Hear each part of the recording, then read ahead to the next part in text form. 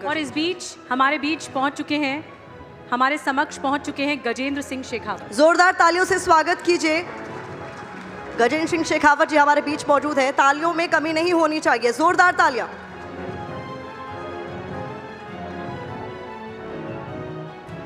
और देश की कई शक्तियां होती हैं, सेना में, विज्ञान में, ज्ञान में, जनता में और यहाँ तक कि जल में भी। जी हाँ, वाटर में भी शक्ति होती है। पानी न सिर्फ जीने के लिए ज़रूरी है, बल्कि साफ पानी जिंदगी और मौत के बीच फ़र्क भी पैदा कर सकता है।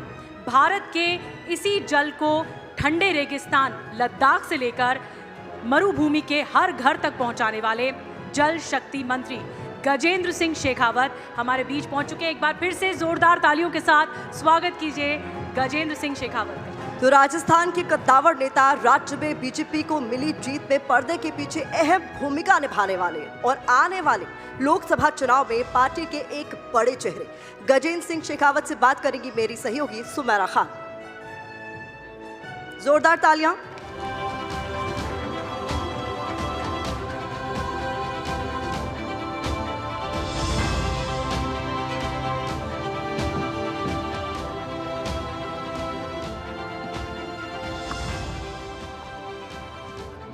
बहुत स्वागत है गजेंद्र शेखावत जी।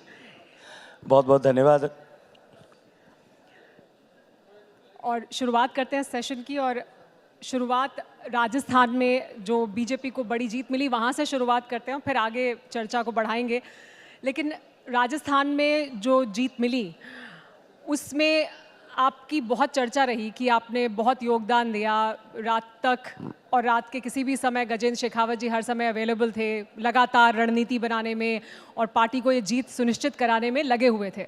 तो किस तरह का वो जर्नी रही, क्योंकि लगातार ये चर्चा थी, कांग्रेस पार्टी की तरफ से दावे थे कि राजस्थान में हम वापसी कर जाएंगे।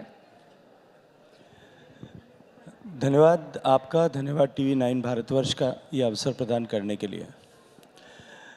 देखिए, पिछले 5 साल में जिस तरह का शासन राजस्थान में था,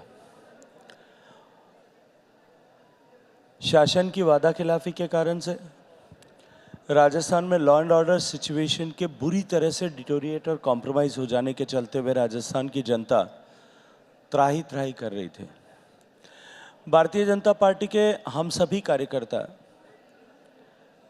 उस कुराज को बदलने के लिए संकल्पबद्ध होकर के काम कर रहे थे, और जब सभी काम कर रहे थे तब निश्चित रूप से मुझे भी उसके साथ में काम करना था, भारतीय जनता पार्टी का कार्यकर्ता होने के नाते और एक जिम्मेदार कार्यकर्ता होने के नाते। जो जिम्मेदारी माननीय प्रधानमंत्री जी के आशीर्वाद से मिली है, निश्चित ही मेरे कंधों पर कुछ ज़्यादा उत्तरदायित्व था, और उस गुरुत्व को महसूस करते हुए मैंने जो कुछ भी पार्टी को सरकार में लाने के लिए किया जा सकता था वो सारे प्रयास प्राण प्रण से किए। लेकिन मैं ये कहूँगा कि हम सब ने मिलकर के जो प्रयास किए, छोटे बड़े सब कार्यकर्ताओं ने, बूथ पर बैठने वाले कार्यकर्ताओं से लेकर के धरातल पर काम करने वाले कार्यकर्ताओं से लेकर के वरिष्ठ नेताओं तक, सभी लोगों ने। लेकिन हम सब के बीच में जो महाभारत की कथा में सुदर्शन चक्र का महत्व, उतना महत्व मोदी जी की गारंटी का था। मोदी जी की गारंटी वहाँ काम कर रही थी, और उस गारंटी की गारंटी पर भरोसा करके लोगों ने भारतीय जनता पार्टी की सरकार, डबल इंजन की सरकार राजस्थान में बनाई है। गारंटी पर आएंगे अभी, क्योंकि गारंटी तो मंत्रा है अब 2024 से पहले, लेकिन पर्दे के पीछे इतना काम कर रहे थे गजेंद्र शेखावत थी, तो एक उम्मीद थी कि पर्दे के आगे भी फिर आप आएंगे, लेकिन वो नहीं हुआ। देखिए, मैंने पहले भी कहा था, चुनाव के समय में भी मुझे ये प्रश्न पूछे गए थे, तब मैंने कहा था भारतीय जनता पार्टी में ये परंपरा नहीं है। अनेक बार माननीय प्रधानमंत्री जी ने, भारतीय जनता पार्टी के वरिष्ठ नेताओं के मुख से आपने सुना होगा, बीजेपी का दर्शन है देश प्रथम, दल उसके बाद और व्यक्ति उससे अंत में। और भारतीय जनता पार्टी में, भारतीय जनता पार्टी के लिए, देश के लिए किस कार्यकर्ता का कहाँ काम करना अधिक उपयोगी हो सकता है, वो प्रदेश की सरकार में भी हो सकता है, वो देश की सरकार में भी हो सकता है, वो संगठन में भी हो सकता है, वो प्रदेश के स्तर पर संगठन में हो सकता है, राष्ट्रीय स्तर पर संगठन में हो सकता है, स्थानीय स्तर पर हो सकता है। इसलिए इस व्यक्ति का कहाँ देश के लिए और दल के लिए बेहतरीन उपयोग हो सकता है, ये तय करने का विशेषाधिकार पार्टी में वरिष्ठ लोगों के पास है। पार्टी के वरिष्ठ लोगों ने इस अपेक्षा के साथ में जो कुछ तय किया है, निश्चित है जो भूमिका दी गई है, जो उत्तरदायित्व मिलता है, उसके साथ उस व्यक्ति को पूर्ण निष्ठा के साथ में काम करने की हमारे यहाँ परंपरा भी है और पद्धति भी है। लेकिन गजेंद्र जी, ये जो कार्यशैली है और ये जो एक नई तरह की राजनीति भी है बीजेपी की, इसे समझना चाहते हैं हम कि कैसे एक पार्टी का कार्यकर्ता, पार्टी का एक नेता, आम कार्यकर्ता और आम नेता है और उसे पता लगता है कि अब वो प्रदेश का मुख्यमंत्री बनने वाला है। तो कब पता लगता है, क्या है ये कार्यशैली, किस तरह की ये सोच है, वो उसको अगर आप समझाएं, या आई एम श्योर लोग समझना चाहेंगे इसे, क्योंकि हर कोई हैरान था जब नए नाम आए मध्य प्रदेश में, राजस्थान में। देखिए, भारतीय जनता पार्टी केवल एक सत्ता प्राप्ति के लिए या सत्ता का सुख भोगने वाला राजनीतिक संगठन मात्र नहीं है। भारतीय जनता पार्टी इस देश को बदलने का लक्ष्य लेकर के, जिसे हम सामान्य बोलचाल की भाषा में अंत्योदय शब्द का इस्तेमाल करते हैं, अंतिम व्यक्ति के जीवन में परिवर्तन ला करके उसे सशक्त करते हुए, राष्ट्र के लिए उपयोगी बनाते हुए उस लक्ष्य को प्राप्त करने के मार्ग पर चल रहे हैं। और तब से लेकर के जब भारतीय जनता पार्टी या जनसंघ की स्थापना हुई, तब से लेकर के आज तक उद्देश्य अटल है, लक्ष्य अटल है, उसमें कहीं कोई परिवर्तन नहीं है और मार्ग भी वही। और इस मार्ग पर स्पष्टता के साथ उस लक्ष्य की प्राप्ति के चलने के लिए हम कार्यकर्ताओं का निर्माण करते हैं। मैं ये मानता हूं कि भारतीय जनता पार्टी एक राजनीतिक दल नहीं है, अपितु देश के निर्माण के लिए कार्यकर्ताओं का निर्माण करने वाली एक पाठशाला है। एक सामान्य व्यक्ति भारतीय जनता पार्टी की इस पद्धति से जुड़ता है, काम करना शुरू करता है, छोटे से कार्यकर्ता के रूप में काम करना शुरू करता है और वो एलिवेट होकर के धीरे धीरे परिष्कृत होकर के उसका इवोल्यूशन होकर के उसको शीर्षस्थ नेतृत्व तक पहुंचने का अवसर मिलता है। ये सौभाग्य सिर्फ और सिर्फ भारतीय जनता पार्टी में होता है। और आप देख सकते हैं, उठा करके देखेंगे देश की राजनीति के पटल पर या प्रदेशों की राजनीति के पटल पर, जैसा आपने अभी खुद उल्लेख किया, आपको अनेक अनेक ऐसे चेहरे लगेंगे, या मैं कहूँ कि अधिकांशतः ऐसे चेहरे मिलेंगे जिन्होंने शून्य से काम करना प्रारंभ किया और आज उत्कर्ष के शिखर तक पहुँचे।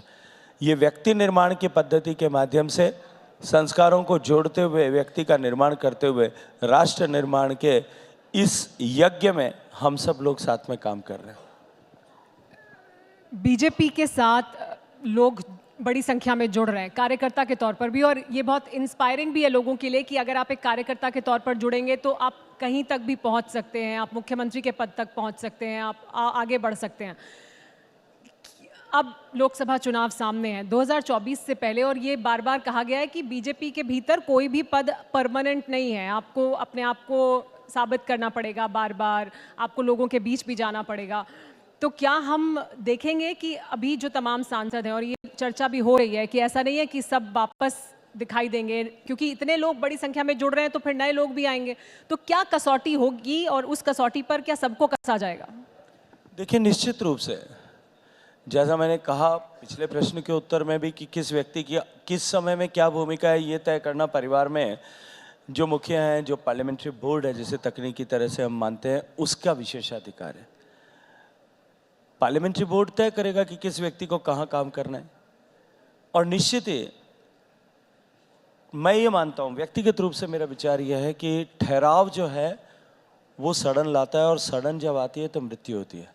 भारतीय जनता पार्टी में इसीलिए परिवर्तन की परंपरा है कि हम बदलते रहें और बदल करके चलते हुए परिष्कार करते रहें और परिष्कृत होकर के देश के जिस लक्ष्य, विकास के जिस लक्ष्य को लेकर के देश को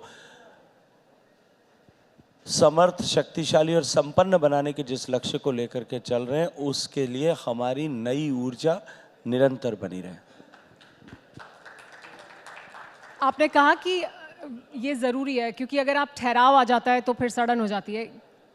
क्या विपक्ष को आप उस तरह से देखते हैं? क्या कांग्रेस पार्टी को आप ऐसे देखते हैं कि वहाँ ठहराव है या वहाँ उस तरह का बदलाव नहीं है? क्या ये आप उस कसौटी पर कैसे देखते हैं विपक्ष को या कांग्रेस पार्टी को? मुझे लगता है मुझे टिप्पणी करने की भी आवश्यकता नहीं है। जो कुछ मैंने कहा है उस कसौटी पे आप कांग्रेस पार्टी को उठा करके देख लीजिए। जो पार्टी अपनी स्थापना के काल से लेकर के, स्थापना तो अंग्रेजों ने की थी, लेकिन लोकतंत्र के आने के बाद में, देश आज़ाद होने के बाद से लेकर के एक परिवार मात्र की पार्टी होकर के ठहर गई है, उसका हश्र क्या हुआ है आप और मैं दोनों देख रहे हैं। न तो कोई स्पष्ट लक्ष्य है, न कोई मार्ग है, न कोई रीति है, न कोई नीति है, न कोई पद्धति है। केवल और केवल एक परिवार का पोषण करने के लिए, उसके राजनीतिक हितों के संरक्षण के लिए इस ठहराव के साथ में, क्योंकि वो काम कर रहे हैं, इसलिए उनकी स्थिति क्या हुई है। मैं फर्श से अर्श तक कार्यकर्ता के जाने की बात कर रहा था, वहाँ अर्श से फर्श तक वो पहुँच गए और पता नहीं कब नेपथ्य में चले जाएंगे। अब तो देश उसका इंतज़ार कर रहा है। कुनबा बढ़ता जा रहा है बीजेपी का, और जैसे जैसे चुनाव नज़दीक आ रहे हैं लोग शामिल होते जा रहे हैं, मतलब ये कारवां लंबा होता जा रहा है। क्या वजह है इस तरफ आने की? क्या जीत की गारंटी उन्हें इधर दिखाई दे रही है, जो गारंटी बार बार बीजेपी कह रही है कि हमारे पास है? प्रधानमंत्री नरेंद्र मोदी की गारंटी है, जीत की भी गारंटी है, तीसरे टर्म की भी गारंटी है। उस गारंटी के भरोसे पर आ रहे हैं? क्या वजह है? क्योंकि विपक्ष तो दूसरा आरोप लगाता है, वो कहता है दबाव में आ रहे हैं, डर में आ रहे हैं। देखिए, बहुत सारे तरह के विषय हो सकते हैं।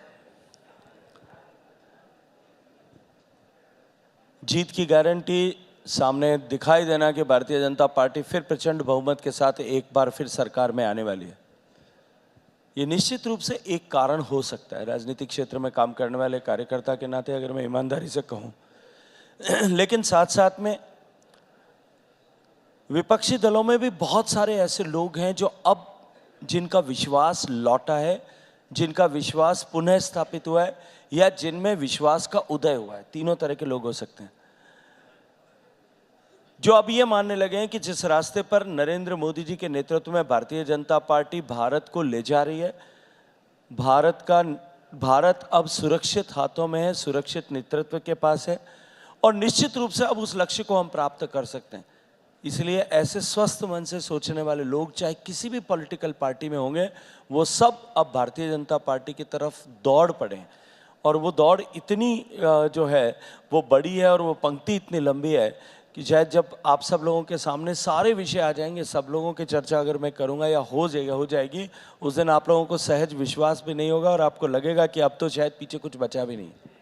यानी अभी और बहुत कुछ होना बाकी है, क्योंकि आज भी हम देख रहे हैं कि राज्यसभा की सीटों के लिए जब मतदान हो रहा है उसमें भी कुछ नए नए तथ्य निकल कर सामने आ रहे हैं। और भी क्या लोग इस तरह से इसमें शामिल होने वाले हैं? हम कुछ और बड़े नामों को देखेंगे शामिल होते हुए जल्दी? मैं जब स्टूडेंट था, अब तो मैं फॉलो नहीं करता हूँ, न देख पाता हूँ, न जा पाता हूँ। तब फिल्म जब आती थी हमारे ज़माने में, अब तो इंटरनेट का ज़माना है, सब कुछ मोबाइल पे आता है, पहले से वीडियो आ जाते हैं। पहले पोस्टर छपता था, उसके बाद में ट्रेलर आता था, और उसके कई दिन बाद में, कई महीनों बाद में मूवी आती। तो अभी तो पोस्टर आया है, ट्रेलर आना बाकी है, और मूवी तो कई दिन बाद आएगी। राजस्थान की अगर बात करें, पहले आपकी जो जीत पिछली बार थी वो एक बड़ी जीत थी, अशोक गहलोत के बेटे सामने थे और एक बड़ी जीत आपने दर्ज की। इस बार भी हम वैसा ही देखेंगे?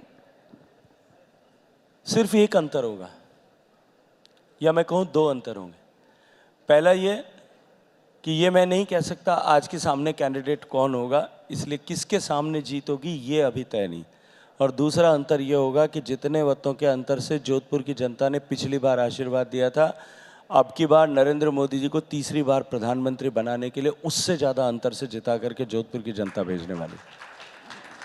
सामने अशोक गहलोत होंगे, तब भी इसी तरह के से आप आश्वस्त हैं अपनी जीत को लेकर? देखिए, तय करना कौन कैंडिडेट होगा, हालांकि ये कहना उचित नहीं होगा। पार्टी मुझे मौका देती है और सामने अगर अशोक गहलोत होंगे तो परिस्थिति इससे, जैसा मैंने कहा, इससे बेहतर ही होगी। क्योंकि पिछली बार जब अशोक गहलोत साहब के पुत्र सामने चुनाव लड़ रहे थे, he was a pseudo candidate तो अशोक गहलोत साहब थे, मुख्यमंत्री थे, 4-5 बार के जोधपुर के सांसद थे, 6 बार के विधायक थे, तीसरी बार के मुख्यमंत्री थे, और 5 साल तक मुख्यमंत्री का काल जो है सामने खड़ा था। कुल मिलाकर के 23 दिन के कैंपेन के पीरियड में 17 दिन तक जोधपुर में रह रहे थे, और कुल मिलाकर के देश भर में की गई 162 मीटिंगों में से 22 मीटिंग मेरे क्षेत्र में कर रहे थे। उसके बाद में भी ये परिस्थिति, तो अब तो परिस्थिति बदल गई है। एक तस्वीर आई थी कुछ समय पहले जिसमें आप, वसुंधरा राजे जी, अशोक गहलोत जी थे। बहुत अच्छी सुखद तस्वीर थी। उसके बाद आपसे पूछा गया तस्वीर के बारे में, तो आपने कहा कि मैं जादूगर से जादूगरी सीख रहा था। ऐसा सुना हमने। तो क्या वो तस्वीर जो है उस तस्वीर के बाद, क्योंकि आपने कहा तो वाकई कुछ जादूगरी सीखी आपने उनसे, या जादूगर को जादूगरी सिखा दी आपने? महज संयोग था। भारतीय जनता पार्टी की नई चुनी हुई सरकार का शपथ ग्रहण समारोह था। माननीय मुख्यमंत्री के पद पर नामित आदरणीय भजनलाल जी शपथ लेने वाले थे। माननीय प्रधानमंत्री जी की गरिमा में उपस्थिति थी और जिस मंच पर हम सब लोग थे, श्रद्धेय राजनाथ जी, आदरणीय अमित शाह जी, आदरणीय राष्ट्रीय अध्यक्ष जी और उसके अतिरिक्त भारतीय जनता पार्टी के सभी प्रदेशों के सम्माननीय मुख्यमंत्री वहाँ थे। उस पूरे मंच पर एकमात्र व्यक्ति जिसको मैं कह सकूं कि हमारे मंच पर जो मेहमान था वो निवर्तमान मुख्यमंत्री अशोक गहलोत साहब थे। और ये संयोग था कि उस मंच पर मेरी कुर्सी उनके साथ में लगी थी। आदरणीय वसुंधरा जी की भी कुर्सी वहाँ थी। मैं नहीं मानता कि राजनीति के क्षेत्र में, लोकतांत्रिक व्यवस्था में कहीं व्यक्तिगत वैमनस्य या दुश्मनी की गुंजाइश है। हमारे वैचारिक मतभेद हैं, हमारी आइडियोलॉजी अलग अलग है, हमारे काम करने की पद्धति अलग अलग है, हमारी प्राथमिकताएं अलग अलग हैं, हमारे नेतृत्व के प्रति निष्ठा की अवधारणा अलग अलग है, हमारा देश के प्रति देखने का नजरिया अलग अलग है, लेकिन हमारी व्यक्तिगत दुश्मनी तो कहीं नहीं। हम बातचीत कर रहे थे सहज रूप से इस विषय, कुछ विषयों पर चर्चा कर रहे थे, पर मुझे लगता है कि मीडिया के मित्रों को वो जितना रुचिकर हम लोगों ने लिए था उससे ज़्यादा रुचिकर लगा। इसलिए उन मित्रों ने जो है उसको लेकर के बहुत सारी टिप्पणियां भी की, बहुत सारी बातचीत भी की। और मुझे पूछा गया था कि आप क्या चर्चा कर रहे थे, तो मैंने कहा एक व्यक्ति जो एक ऐसे समुदाय से आता है जो बहुत कम राजस्थान में, जिनके बहुत बड़ी मतदाताओं की संख्या नहीं है। विधायकों के दृष्टिकोण से देखूं तो भी राजस्थान भर में कुल मिलाकर के 1, 2 या 3 विधायक उस समाज के चुन करके नहीं आते होंगे, लेकिन फिर भी वो व्यक्ति 50 साल तक राजनीतिक क्षेत्र में प्रासंगिक बना रहा, महत्वपूर्ण बना रहा। 3 बार किसी और के नाम पर चुनाव लड़कर जीत जाने के बाद में भी उनको हटा करके पीछे करके खुद मुख्यमंत्री बनने में कामयाब हुआ। कुछ न कुछ तो राजनीतिक कौशल और जादूगरी होगी। तो मैंने सहजता के साथ में कहा था कि जादूगरी से जादूगर से जादूगरी, और मैंने ये कहा था उसके आगे कि क्योंकि इस चुनाव के बाद में, मैंने पहले भी कहा था कि इस चुनाव के बाद में वो सत्ता से बाहर हो जाएंगे और अब की बार जैसा मुझे दिखाई देता है वो दिल्ली में, क्योंकि पहले ये होता था कि वो मुख्यमंत्री के पद से हटने के बाद में दिल्ली में पार्टी के राष्ट्रीय महासचिव हो जाते थे। मैं कहा पिछली बार जिस तरह से उन्होंने आलाकमान को चुनौती दी थी, तब अब की बार शायद वो महासचिव भी नहीं बने होंगे, तब उनके पास में बहुत सारा समय होगा और जब समय होगा तब मैं जाकर के उनसे उनकी इस जादूगरी की कला से कुछ अंश सीखने की कोशिश करूँगा। मेरा आखिरी सवाल आपसे, आपके मंत्रालय से जुड़ा हुआ, प्रधानमंत्री नरेंद्र मोदी का एक बड़ा मिशन रहा है जल शक्ति मिशन, और घर घर जल एक बड़ी परियोजना जो नदियों को जोड़ने की परियोजना थी, उसका जो पहला प्रोजेक्ट है उसकी शुरुआत हुई है, उसके बारे में अगर आप हमें संक्षेप में कुछ बताएं। देखिए, पिछले 5 साल तक सामान्य मानवीय के जीवन में परिवर्तन लाने के लक्ष्य को लेकर के अनेक योजनाएं बनाई गई। देश में एक नया गवर्नेंस फॉर्मूला देते हुए उन सब योजनाओं को धरातल पर उतारा गया और बिना किसी भेदभाव के कंप्लीट सैचुरेशन, हर पात्र व्यक्ति तक लाभ पहुंचे, इस लक्ष्य को लेकर के काम किया गया। उस श्रृंखला में 2019 में माननीय प्रधानमंत्री जी ने हर घर तक पीने का पानी पहुंचे ये लक्ष्य रखा था। जिस दिन हमने काम शुरू किया था उस दिन देश में मात्र 16% घरों तक पीने का पानी पहुंचता था, जो आज 75% के आंकड़े को छू रहा है। और देश में 10 ऐसे प्रदेश हैं जिनमें 100% सैचुरेशन हो गया है। गुजरात है उसमें, हरियाणा है उसमें, हिमाचल प्रदेश है उसमें, पंजाब है उसमें, तेलंगाना है उसमें, उत्तराखंड है उसमें, ऐसे पौंडीचेरी उसमें, ऐसे 10 प्रदेश ऐसे हैं जो 100% सैचुरेट हो गए और बाकी बहुत तेज गति के साथ में काम हो रहा है। मुझे पूरा विश्वास है कि तय समय में हम देश के हर घर तक पीने का पानी पहुंचे, इसको सुनिश्चित कर सकेंगे। लेकिन इसके साथ साथ में देश को विकसित होने के रास्ते पर जहां हम चल पड़े हैं, उस विकास के मार्ग में पानी की उपलब्धता कहीं बाधा न बने, इस विषय को समझते हुए और पानी की महत्ता को समझते हुए माननीय प्रधानमंत्री जी ने देश भर में पानी से जुड़े हुए जितने विषय अलग अलग विभागों और मंत्रालयों में विचार किए जाते थे, जिन पर पॉलिसीज़ बनती थी, काम होता था, उन सबको इंटीग्रेट करके एक मंत्रालय का निर्माण किया ताकि हम हॉलिस्टिकली काम कर सकें। और उसके बाद अगर मैं सीधे सीधे शब्दों में कहूँ तो दुनिया का सबसे बड़ा ड्रिंकिंग वाटर प्रोग्राम भारत में हो रहा है। दुनिया का सबसे बड़ा डैम रिहेबिलिटेशन प्रोग्राम अपने बांधों को सुरक्षित करने के दृष्टिकोण से भारत में हो रहा है। दुनिया का सबसे बड़ा एक्वीफर मैपिंग प्रोग्राम, क्योंकि भूगर्भ के जल की सबसे ज़्यादा जो है दोहन हम करते हैं, इसलिए वहाँ उसके ऊपर हमारी निर्भरता ज़्यादा है और उसमें जिस तरह से सिकुड़न आ रही है उस पर भारत में हो रहा है। दुनिया का सबसे बड़ा इरिगेशन पोटेंशियल क्रिएट करने का काम अगर किसी देश में हो रहा है तो भारत में हो रहा है। और पानी के इसके अतिरिक्त भी जितने क्षेत्र में ज़्यादा विस्तार में नहीं जाना चाहता, उन सब क्षेत्रों में जहाँ भारत काम कर रहा है वहाँ दुनिया का सबसे बड़ा काम कर रहा है। चाहे वो इंटरलिंकेज ऑफ रिवर्स का हो, चाहे दुनिया में रिवर क्लीनिंग के ऊपर सबसे बड़ा काम हो। हमने national mission for clean Ganga में जिस तरह से प्रधानमंत्री जी के मार्गदर्शन में गंगा के शुद्धिकरण के लिए काम किया है, पूरी दुनिया ने उसको न केवल उसकी सराहना की है, अपितु यूनाइटेड नेशंस ने अभी हाल ही में वर्ल्ड रिस्टोरेशन डिकेड मानते हुए इस पिछले 10 साल में जो प्रोजेक्ट्स इनिशिएटिव्स दुनिया भर के देशों ने लिए हैं उनके टॉप 10 इनिशिएटिव्स में रखा है। और भारत जो है वो पिछले मोदी जी के कालखंड में पानी के परिप्रेक्ष्य में दुनिया में सबसे ज़्यादा इन्वेस्टमेंट करने वाला देश बना है। पिछले 10 साल के कालखंड में 240 बिलियन US डॉलर्स, लगभग 20 लाख करोड़ रुपए भारत ने इस क्षेत्र में निवेश किया है ताकि देश को विकसित बनाने की दिशा में कहीं भी किसी तरह से पानी की उपलब्धता जो है वो चुनौती न बने। उसके लिए चाहे नदियों का शुद्धिकरण करना हो, चाहे नदियों को जोड़ना हो, इन सब विषयों पर हम तेज गति के साथ काम कर रहे हैं।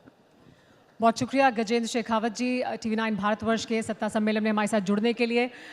आप मौजूद रहें मंच पर, क्योंकि मैं गुजारिश करूंगी TV9 भारतवर्ष के मैनेजिंग एडिटर पारितोष चतुर्वेदी आएंगे और सम्मान करेंगे गजेंद्र शेखावत जी का। Thank you very please much. Paritosh ji.